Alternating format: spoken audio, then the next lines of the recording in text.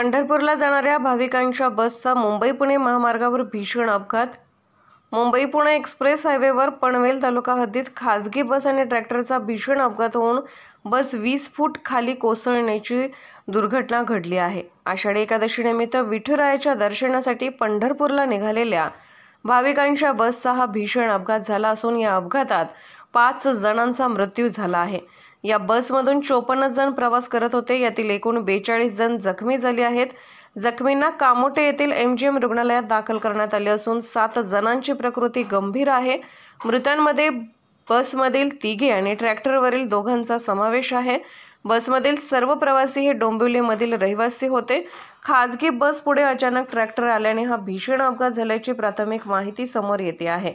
Navi Mumbai police आणि सामाजिक कार्यकर्त्यांनी क्रेनच्या मदतीने बसला बाहेर काढले असून मदत कार्य पूर्ण झाल्यावर पुण्याकडे जाणारी लेन वाहतुकीसाठी खुली करण्यात आली आहे।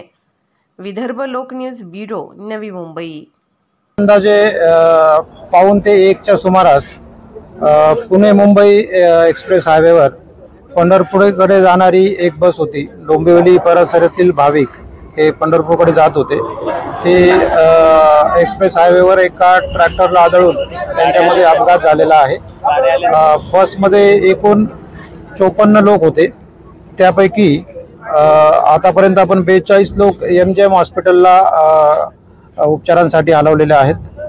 त्याचप्रमाणे 3 लोक जे अत्यवस्थ होते ते सरकारी हॉस्पिटलला हलवलेले आहेत आणि आतापर्यंत याच्यामध्ये MGM हॉस्पिटलला 2 आणि सरकारी हॉस्पिटलला 3 अशा 5 लोकांची डेथ डॉक्टरांनी डिक्लेअर केलेली आहे। बाकीचे जे लोक आहेत त्यापैकी 7 ते 8 लोक जे आहेत त्यांची प्रकृती थोडीशी गंभीर आहे आणि बाकीचे लोक इतर लोक आहेत ते सेफ आहेत, त्यांच्यावर उपचार चालू आहे। सर, ॲक्सिडेंट कसं झालं होतं? कुठे किती खाली बस गेली होती? एक्सप्रेसवेवर ट्रॅक्टरला मागच्या बाजूने बस आदळून अपघात झालेला आहे आणि ती बस एक्सप्रेसवेच्या बाजूला दरीमध्ये कोलमडलेली आहे। त्याच्यामधून बस आपण बाहेर काढून त्यातले इतर जे जखमी आहेत त्यांना सुखरूप बाहेर काढून त्यांना उपचारासाठी पाठवलेला आहे। सर, आषाढी एकादशीसाठी चालले होते का? हो, हे सगळे लोक पंढरपूर या ठिकाणी आषाढी एकादशीसाठी चाललेले होते। हे प्रवासी कुठले होते आणि कोण आयोजक वगैरे होते त्यांच्याकडे काय काय? बहुतेक सारे प्रवासी हे डोंबिवली, निळजे, लोढा या भागातील रहिवासी होते।